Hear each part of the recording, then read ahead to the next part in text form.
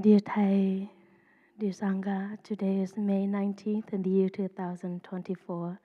We are at Deer Park Monastery. Today is a very special day. Normally, there's not so many flowers around. In the Buddhist tradition, it is known as Vesak, which is a combination of things, of sort of celebrating the Buddha's birth, his enlightenment, and his passing. And if I remember clearly, it's supposed to be 3 separate days, but it's too much to remember, so they just put everything as one. And I hope maybe we can do that one day with ourselves, to just choose one day of the year where we want to be celebrated on our day of choosing. It doesn't have to be our birthday. It doesn't have to be when we become enlightened or even on our death day. But to really celebrate us. And that can be every day. Traditionally, we have the celebration of the baby Buddha. And we will have a chance later on to bathe the baby Buddha. And in all temples across Southeast Asia,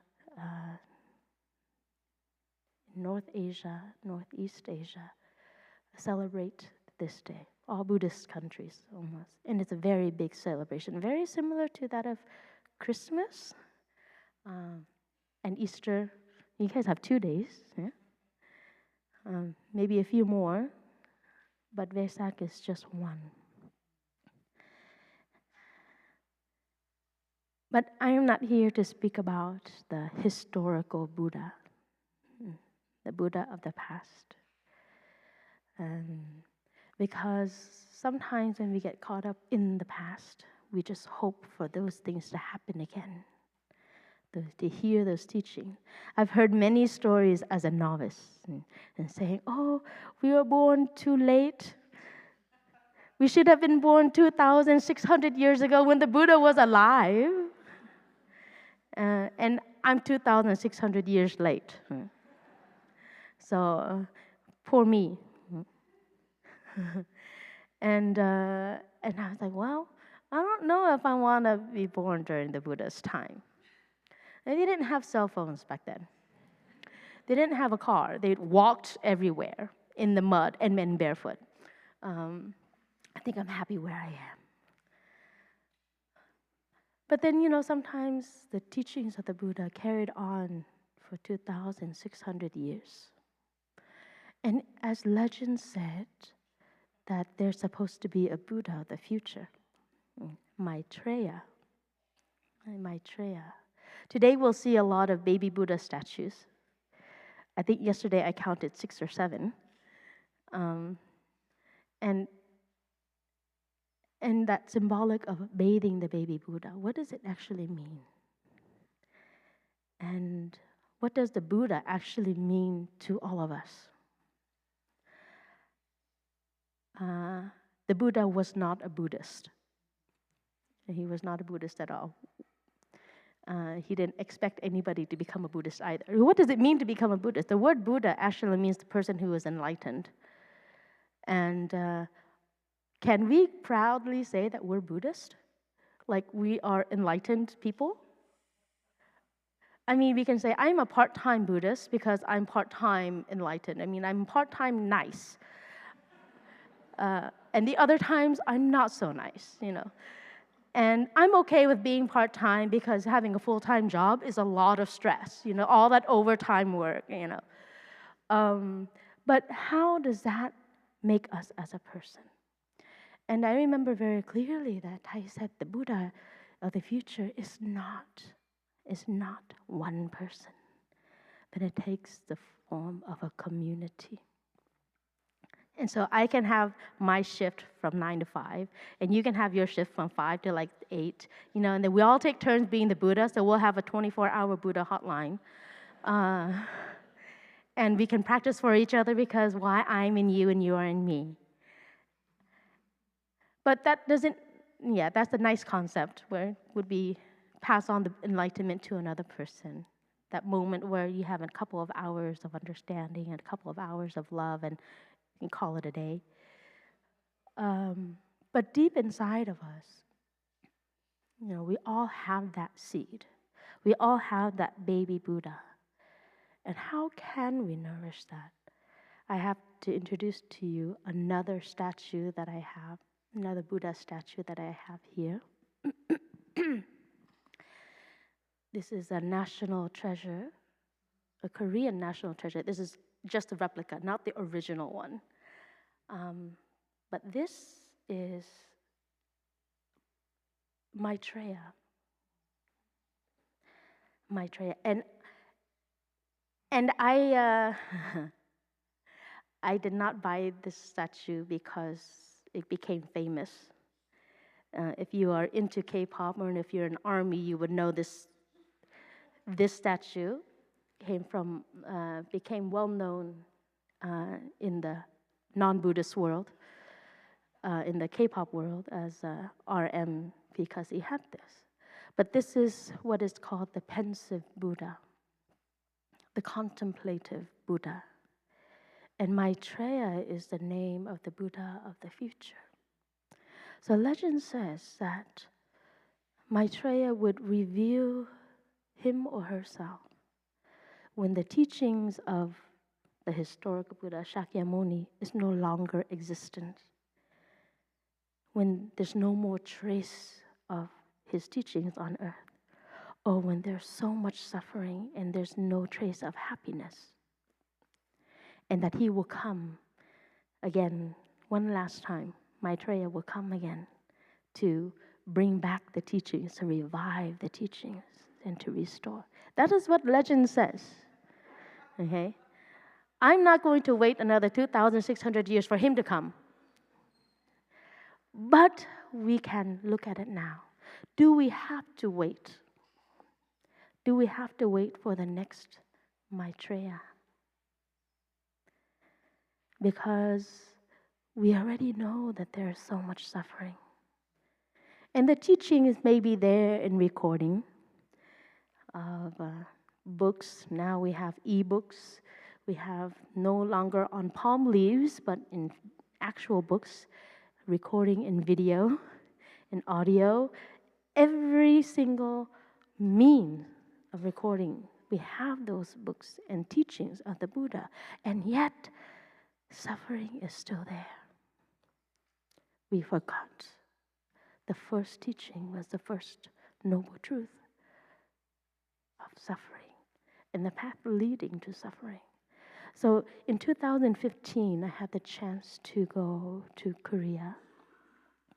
And I went to the Korean National Museum in Seoul, and I saw the original statues and have been intrigued by them since. But the only thing that they had in the museum was a pastel-colored one. I didn't want a purple Buddha in my room. But it's always been to me like, oh, Maitreya is the pensive Buddha, the contemplative Buddha. And what does that mean? Normally in the Chinese tradition and in the Vietnamese tradition, you would see this big statue in front of the temple with a big belly, and people call him the lucky Buddha. And you see them all over Amazon and what is it, Etsy, I think it is, where you can buy all these statues and good luck Buddhas, and he's depicted as this big guy. He carries the big sack, and he has a big belly, and you go and you rub his belly for fortune, or for good luck, or for prosperity. And he always has a smiley face. I had to do a little research on that. I see it everywhere. Because also in Chinese folklore, there is also a person, we call him Ông Địa, which is the man of the earth guardian, if you want to say. And then we have Maitreya. They all look the same. The big belly, sack. And it's sort of merged into the historically of what Ông Địa means. And Ông Địa is hoping that the fruit will prosper, your harvest will be there, your money will flow in. You see a lot of these statues with little Chinese coins, because you want money to come in, fill your belly. And that is the idea of happiness. Full belly, he's half clothed, but he's happy. And so after reading that, I was like, this is a merge of two cultures. But we also know in the teachings of the Buddha that you cannot have real happiness just by consuming, having the hopes of having money, or having enough food, or having a roof over our head, and just be content with that. Because deep down we know that suffering is still there. Right now, most of us are comfortable, just enough to get by, and every now and then we can splurge on a coffee outside, at the cafe, and we're okay with that. But even though we're okay and we're happy enough, there is still this depth that is suffering inside that we can't find a way out. And for me, this is where Maitreya comes in. This contemplative, pensive Buddha, looking deeply to see what is real and to see what is true. And it's artistically, this is a very beautiful Buddha statue. If you have a chance, I would advise to go visit. But you can always look online.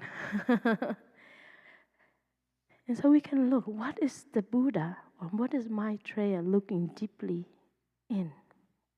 So if the legend is real, that if there is so much suffering and the teachings are not there, then I'm sure Maitreya is looking deeply into what? He's looking deeply into suffering, to finding a way out of suffering. Not about how can I, pyramid scam Buddhism. You practice this, you get this level, and you practice this, and you get to another level, and you get all the benefits from that. And it's not about that. It's really contemplating the depths of our happiness, looking deeply, and this is just one statue, but in Thais practice, or in the Plum Village practice, that we can all do this together. Looking deeply to understand, because in this society so far, it's been very individualistic. I'll take care of myself, you take care of you. My happiness has no relationship to your happiness, has no problem. It's just me. It's all about me. And growing up, I was born and raised in the U.S., and so growing up, I was always asked in kindergarten or preschool, what do you want to be when you grow up? Yeah, I thought being the president of the United States was the best thing, and now I'm really looking, I don't think that's the best thing in the world. I just want to be me. Can I be me? Or can we change that question of what do we want to be when we grow up? Because we ask these children since they are young, what do you want to be? And what do we want to be when we grow up as a community, as a people? And so we can look deeper to see how we navigate this, because not one person can steer a boat. You may have a captain, so-called, calling the shots, but in fact, everyone is steering that boat. And if we're not all in harmony, the boat is just going to stand still and go nowhere. If you've been canoeing and with two people or two other people, that you know that you're just going to go around in circles. And it sort of seems like we've been going around in circles and in circles with the perception that we have been going somewhere. But we are repeating the same things over and over again. Why? Because we are lacking this collective contemplation. Because we don't see suffering as the same. Sometimes we see it as a gain for ourselves to get out, but not for the other person. And that's why all the things that is happening in the world today comes from that lack of collectiveness. We're so easy to gain something for ourselves and not think of the other person because we don't want to go together. We don't want to be on the same boat. And so on this day, it's supposed to be a happy and celebratory day, but we cannot have happiness without understanding. And we know that. We know that. And so coming here and practice, breathing in, recognizing that flower freshness inside of us, also means recognizing that flower fresh in the other person. Because sometimes when we're so clouded by our own feelings, our own perceptions, that we project that onto others. And we see them in these sense. I have glasses, and I have lots of them. It's the only possession that I can be expressible, even sunglasses. Then I have pink ones, I have brown ones, I have black ones. And you know, when every single time you put on a different color sunglasses, you see the world tainted in that color. Everything that you see. So sometimes, even these glasses, they look clear, but they have this yellow, blue screen thing. And so sometimes I look at it looks so yellowish. Then I lift it up and it becomes a blur, but more true to their color. And so that's how we see things. We see things based on our own perceptions and our own feelings, personal feelings. And we never really put on the glasses of another person or the sunglasses of another, just to see things from where they are. And so looking deeply, contemplating as the next Buddha. The next Buddha. This replica of the statue was made in the 7th century, from a long, long time ago. 7th century. And so our ancestors had this insight. Our ancestors had this insight that in order to continue, we need to have understanding, to looking deeply. And there's actually a companion statue with it. There's two, but I only got one because one is enough to remind me that I need to look deeply and to look with others and how we flow together into the future so we don't have to wait another 2,600 years. The Buddha is already reviving because, in fact, Buddhism is there, but it's not there. The teachings is there, but it doesn't help us alleviate our suffering and pain as much as we think it is. In most temples, on this day, there's a lot of chanting, a lot of chanting of sutras, rereading the text of the Buddha. But it has no meaning inside of us because we still have that ignorance, craving, greed, and hatred. We don't have to look far. Just even in our own just in neighborhood, or just even our own community, when we walk by a person, we already have our own perception. And that perception, we think, is protecting us. So that you stay away or you come close.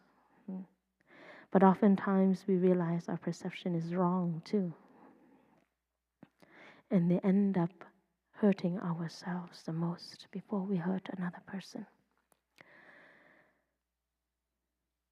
So let us breathe for a moment together. And to see inside of us that baby Buddha. That are we willing to look and to contemplate deeply together on where we are as an individual and where we are as a collective, as a community.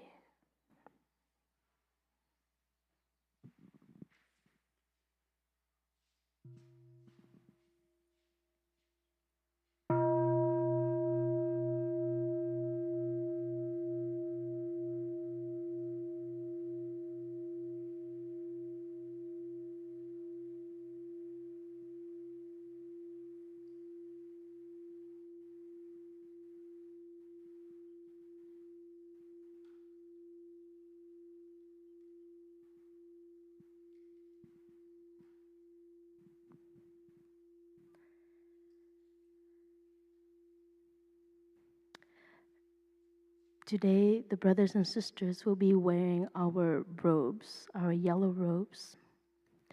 And if you look closely, you will see that the robes are made of little patches, squared or rectangular patches that makes the robe of a monk or a nun. And that inspiration came from the Buddha when he was looking over rice fields in India. When the rice fields was ripened and ready to be harvested. So you can see the little square patches here and there all across. And that became the inspiration for our robes. And he said, our robes, because we are all farmers, we don't have land or property, but what we farm is our mind, the garden of our mind, the garden of our heart. And if we are all gardeners, we have to turn the earth, we have to prepare the earth, put soil, topsoil, I'm not a gardener, so I don't know. All the stuff that you need to nurture the earth. You make sure the earth is well enough to receive the seeds. You have some barren earth that's too hard and too dry, or so much clay in it, so you sort of have to transform that earth a little bit. And some of us, we're tough earths, okay? Say what it is, we're quite tough. And it's kind of hard to put any seed in there. So you have to really turn the earth, and it's a lot of work. At Deer Park, it takes a long time because it's so dry and there's a lot of rocks. And so some of us, our earth is so hard because it's been thirsty for so long. It hasn't been taken care of for so long.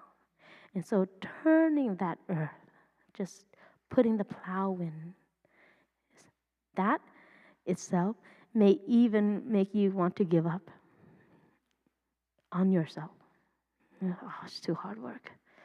I'll just come to Deer Park every week and call it a day, and whatever happens, happens. It's just sort of put my earth in the shade of Deer Park. Hopefully it doesn't become too parched. But turning the earth of our own mind, and that stubbornness you have a little bit, really hard to break through. And then nurturing that earth, adding the proper nutrients, the topsoil, and then germinating our seeds, and then planting it, and then watering it every day consistently.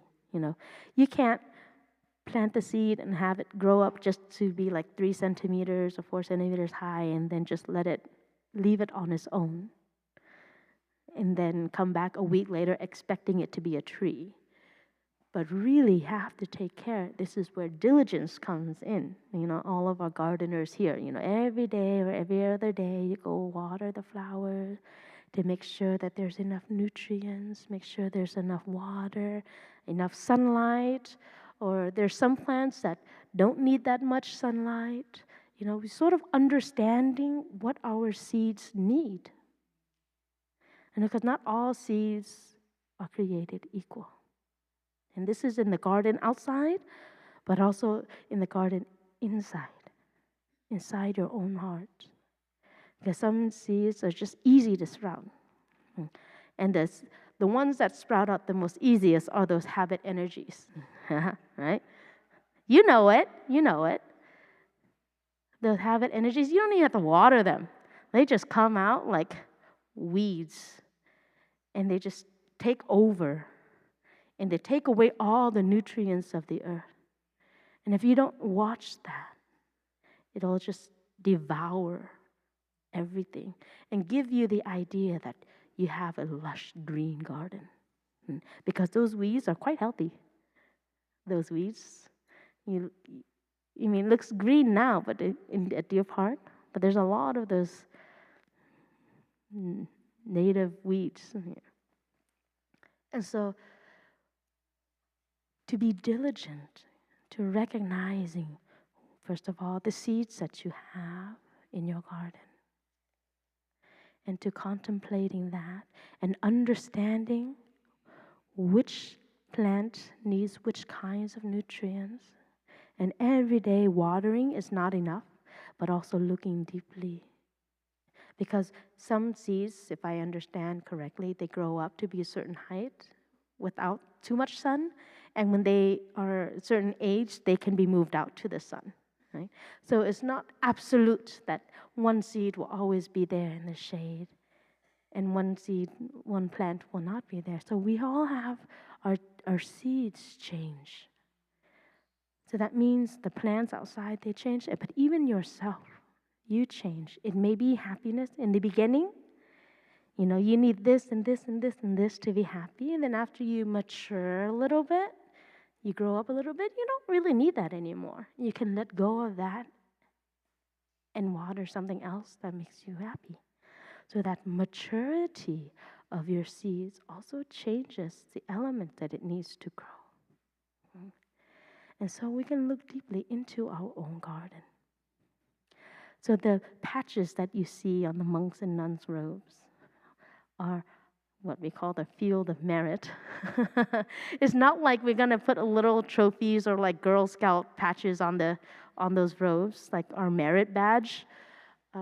It's not that kind of merit, but it also feels like our fields of happiness, of how much we've been able to tend to our mind. And that's what it is. That robe is to remind us as monastics is that we're always tending to ourselves. Day and night, 24/7, watching and learning and understanding even the evolution of our seeds. And not to be caught of, this is what it is about. This is happiness. This is our idea of happiness. So collective contemplations. Now we're talking about territorial. And in our land, we are, let's just say, I do a lot of work for the monastery, and one of the things is about understanding the rules of immigration, or the law. And I understand the importance of a CBP, Custom and Border Patrol. And yet sometimes we also have to be as custom and border patrol for ourselves, for our garden. I know that you cannot bring any plants or vegetation from, even in Hawaii, you can't even bring it into the mainland. And from the mainland, you cannot bring anything to Hawaii because they need to protect their borders. And so, what are you allowing to come into your borders? Going into your land, your territory in which you are, what you call your garden. What are you seeping in, or some sneaking in by himself? The seeds of hatred, discrimination.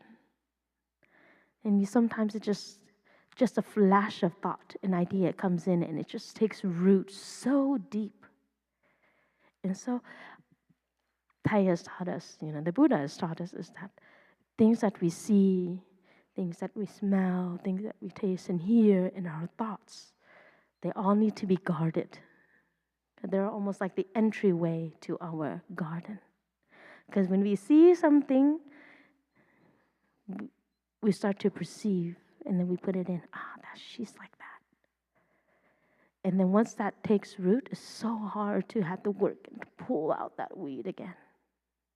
So are you your own border patrol?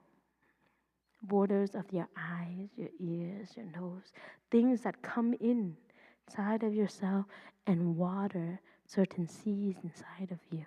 Are you watching what comes in? And at the same time, are you watching what goes out? Because sometimes we say things and we do things. We think it's about love, but not necessarily about love. Like if you do this, I'll love you. And if you don't, no. We have that. And these are where the weeds and the habits come in. So we can be our own border patrol because we are our ruler of our own land. And this land is the land of our own heart. We have full authority over what comes in and what goes out. And yet for so long, we have just let everybody become, I think, what is that? They call it the community garden, where everybody has a little box on a plot of land. And it's lovely. The concept is lovely, but it's like everywhere, everything, all over the place. Like it's not that we need to have structure, but it's just sort of like, it's just a mixed mumbo jumbo of things, and there's not enough clarity for you to see. So, but we've been so affected by that, what people think of us and how we want people to see us, and that we forget what's really under there, what is really under there. And then we forget what we have to offer. Because we only need to offer what we want people, what we think will make other people happy. So, taking care of our garden. Today we use that image of the rice fields. The rice fields, the robes of the brothers and sisters, of doing that garden work, breaking the soil, breaking our own soil. And sometimes what is hardened us so much is our own suffering. Because we have to toughen ourselves up to face the world and go out there. And it's so scary to be vulnerable. It's so scary to be considered weak. And I think there's this idea of expressing ourselves as a weakness. But I think, if we are able to share in a very calm manner about how we feel about certain things, and to inspire other people, and to inspire ourselves, we can go forth. The Buddha was just one person, And I promise you, if the Buddha did not have the Sangha, his teachings would not last 2,600 years. And Thai, our teacher, is only one person. And look what he has offered. But it's not just one Thai, but all of us in this room have continued him because we share the same aspiration, because one person watered that aspiration inside of us. And so can we also water that same aspiration in other people collectively? Thai has always invited me to converse with him. Sometimes we have a lot of conversations where I disagree with him, being that stubborn student. Somebody asked me one time, Sister Kính, do you always listen to Thai? I said, sometimes on the first surface I do. But then in my own head, it's like, I don't agree with you. And there comes a time where you can share. Not that I didn't feel safe to share with Thai, but I also needed time to contemplate, to understand his insight. But it doesn't invalidate my own. And luckily for me, Thai encouraged that. Thai encouraged me to share my own insight. And so the same thing with all of us here. Just because somebody has said, your boss has said something like that, and then to be obedient, to listen to him, or you lose your job. But maybe in some one way or another, you can continue to contemplate and to share in a way where they can also inspire. And this is not just in our family. Sometimes I know growing up in a Vietnamese American first generation, second generation kids, Vietnamese American immigrants, we have a lot of problems. There's a lot of expectations on us. You have to become a doctor, a lawyer, an engineer. Yeah. How many of us parents used to do that? Yeah. Oh, okay. So we still do that? But that pressure was there, this idea of you have to be a lawyer. And I actually wanted to become a lawyer before. Yeah. Well, surprise. I don't know if I became like the failure one. Because everybody's a lawyer, everybody's a doctor, everybody's the engineer, then who's going to be the patient, kind of thing. But it was almost like we have these expectations. And then we cannot express them out because we're afraid of our mother. We're afraid of hurting somebody that we love. And then we say, oh, I can endure this. I can be that. I can make them happy. And sometimes at the expense of our own happiness. And so luckily for me, growing up in the monastery, Thai always encouraged that. And sometimes it's not about me speaking, but it's all about me mustering the courage to speak.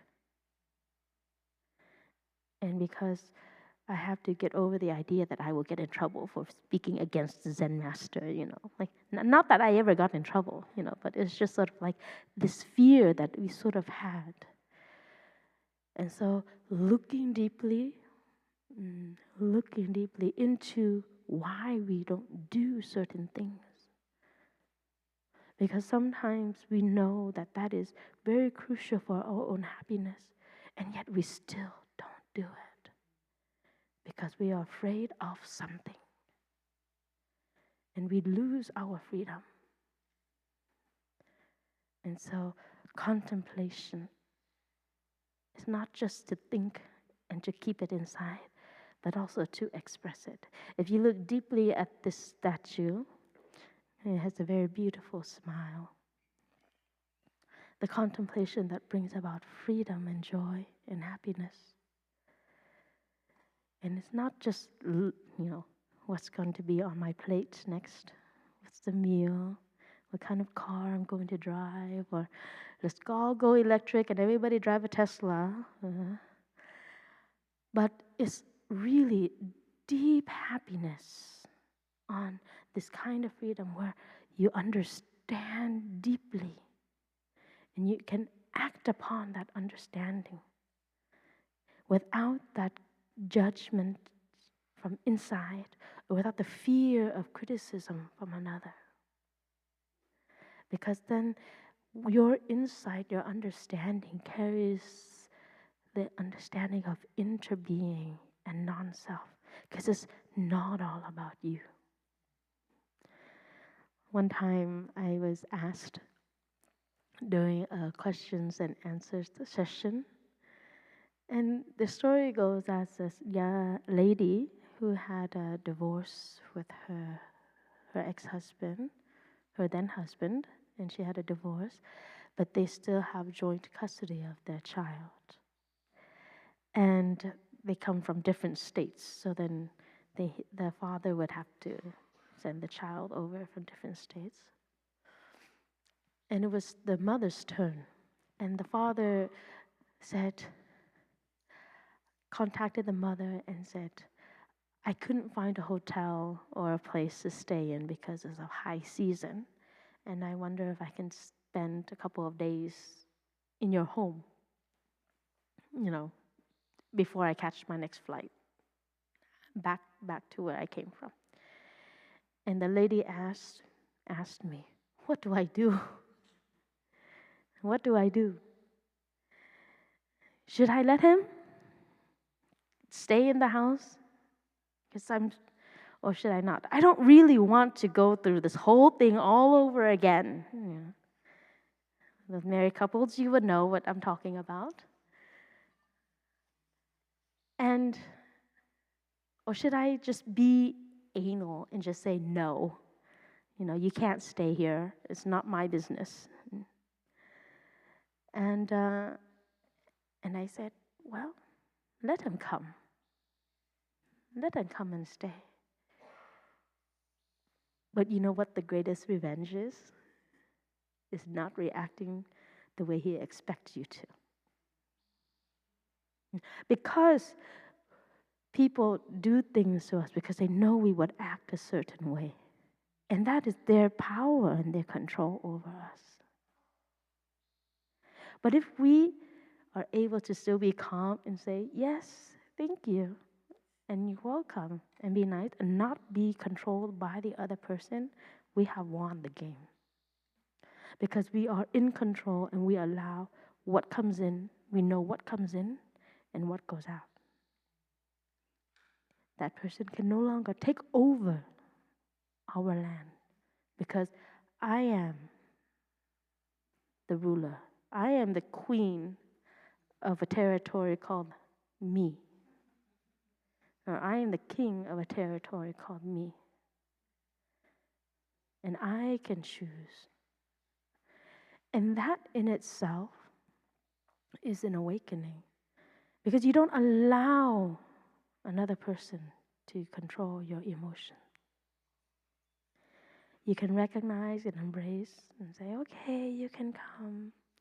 And they will try to say things and try to do things to really push your buttons. And what? You are a free person. You're like, okay. Well, glad to know that you're the same. It's not working now, outside at least.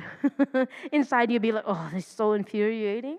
But at least outside you can calm yourself down. And that is the greatest transformation. Because sometimes we fear something of the past, but not necessarily of what is happening in the present moment. We become so afraid of things repeating itself again that we prevent it from ever happening. We do everything to protect ourselves from that same story again. But that also means that we never know how much our garden has grown. Because we're so protective of things coming on the outside, we're also protect this wound on the inside, and you don't know if it has healed. So bring it on. Bring it on. It's like, yes. And then there comes a moment, it's like, I think I'm going to step outside. Yeah? I think I'm going to step outside a minute. And then I'm going to step back in when I need to. But, then you actually know how much we have matured. Because we don't want to harbor in ourselves this wounded child or this wounded person and wonder, when will I be free from that? You can only be free when you let down your walls of fear and just to see yourself more clearly. To see yourself more clearly. So looking deeply is the next Buddha. Looking deeply not as an individual, but as a community. And how we breathe and how we walk. The funny thing is that, most of us here already know how to walk. We already know how to breathe. We already know how to eat. And yet we come back to the monastery to learn how to do all of that again. Like, why are they walking so slow? Trust me, my first impression of walking meditation was like, these people are so weird. Like, yeah, they're so weird. Like, that was my vocabulary at that time when I was 14. I was like, I don't know if I want to be with these people. And, but in fact, that weirdness helped me find myself. And really learning how to walk again. And it's not just walking to get from one place to another, but walking to feel yourself in yourself, to feel the sensation that happens in your feet when you walk, to feel all the muscles on a minuscule level, all the muscles and ligaments and tendons pull and contrast and relax in the act of walking. That level of walking meditation.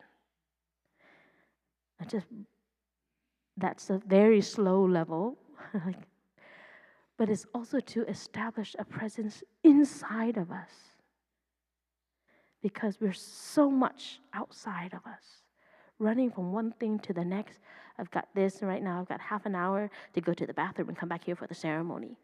And then there's such a long line in the women's bathroom. I don't know what's happening in there.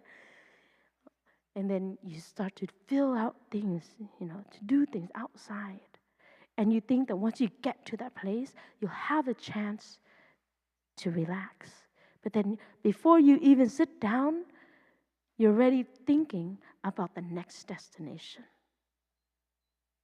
And so walking slowly and mindfully gives us the moment enough to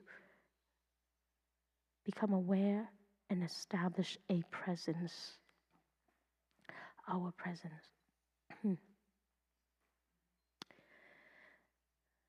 The other day, I had this realization as I was looking deeply. And I don't do makeup. I woke up like this. But occasionally I go visit my sister, and she has like her whole, I want to say, desk or countertop of all different kinds of brushes and things. And she has this mirror. It sort of magnifies up to like 10 times, 20 times. And on the other side, it's just like a regular mirror. And I'm like, wow, you have to really look at yourself that close? And you see all the imperfections of your skin? Really? And some of you know that I had an injury last year, and my fingers healed, somewhat healed. And I was just putting sunblock on my skin the other day, and before I couldn't use my index finger because it had a stent on it, so I couldn't use it. But I was doing like, oh, my skin feels so smooth today. And then I used my index finger. I'm like, oh my God, there's so many bumps on my face. Only because my skin is so thin now, I feel everything, like very sensitive on my index finger because there's no calluses on my finger yet. And so then the perception of the two fingers, this one and then the other four, is completely different. And then I realized, like, when we look things so close, at such a close level, that magnifying glass of a mirror, when we see things at like 10 times their original size, we become afraid. We don't want to look at it. It's like, it's too up close. It's just too close to see. But then sometimes when we see things that's so far away, it becomes almost like non-existence. It's almost like you don't see it at all. And so it's almost the same thing with our own suffering and our own despair, our own sadness, our own fear. If we see it as so close, like up close and personal, it's overwhelming. But if we put a distance between us and that feeling, that emotion, is almost non-existent, and then you can be on with your merry old day. But then nothing really happens. So then I was like, we need a sweet spot. Just close enough, just far enough. It's just sort of like, you sort of wiggle into that sweet spot in your, who has a favorite couch? You sit on your couch or in your bed and you just sort of like squeeze into that sweet spot and you just feel, this is enough. This is enough for comfort. And you can feel, yes, this is where I'm comfortable looking at my suffering and despair and not pushing it away. So we all need a little sweet spot. Because 10 times the magnifying glass is overwhelming. But putting it too far away makes us feel like it's non-existent. And we know that it is not true. We know that it's not true. We know that it is there. So in our practice is to find that sweet spot where we're not too pressed, too confrontational, but not too lax. So if we are musicians, or if you play the guitar, like Brother Min Ang, he plays the guitar very well. Happy Continuation Day. You have to know how to tune the guitar to make it sound perfect. So then yourself and your suffering can live in perfect harmony with each other. You don't have to push away your suffering. Close enough to embrace. And we don't have to be BFFs with our suffering. But we said acquaintances, just acquaintances. I know you. Hello. How are you? Maybe we should have coffee sometime. And then, of course, that never comes. But, when you get that from a friend, you're like, oh, you guys should grab coffee. And then, we don't see each other for another 5 years, right? But we can do that to our own emotions, our own friends. Not to have it too close where we feel that we're suffocated, but not to have too far away. So in that sweet spot that I'm talking about, is just enough for contemplation to happen. And this would be great if we, on a national level, can do this, on a global level. Not to push forward to create suffering, but not to be too lax just to ignore things that are happening on a global level. Just enough where it's comfortable for all of us to look deeply together, where there is suffering and a lack of awareness in it. So collective contemplation, the next Buddha has already manifested in all of us, and hopefully everybody outside of us. If we have the ability to look deeply, to understand, to look deeply with calm water, to see what is real and what is true, not obscured by or tainted by our own feelings and perception. And yes, we can be the part-time Buddha. You have your little moment of understanding, and you can start with yourself. But if you can inspire other people to do the same, and that is activism in a sweet spot. Just enough understanding so we can go forth, so we can transform, not on the outer level, but from within outwards. And that includes everyone. And hopefully, if we're strong enough, we can take over. Not take over with a physical action, but take over with understanding and love. And not to let anyone fall into the realms of being a victim of their own suffering. Because when we can transform ourselves, we know that we can be a victim so easily. We trap ourselves in that. But we can also do that for others. And encourage others to look deeply. So this statue is one that I wake up every morning and I look at. How can I look deeply today? How can I understand a little bit more, love a little bit more? And how do I want the Buddha of the future to manifest? The only way the Buddha of the future can manifest is if the Buddha of the present can manifest. And how I or we manifest will determine how the Buddha of the future would manifest. And so today when we bathe the baby Buddha, I think all 7 of them out there, it is not about bathing the historical Buddha. Legend says that when he was born, he took 7 steps and he pointed to the sky and to the earth and he said that between heaven and earth, I am the greatest teacher. I don't know if that's true. Huh? But in any, like when somebody, we can be the greatest teacher for ourselves first. And the only way that he was able to do that, because he was able to transform himself, he able to understand the suffering of himself and of the people around him.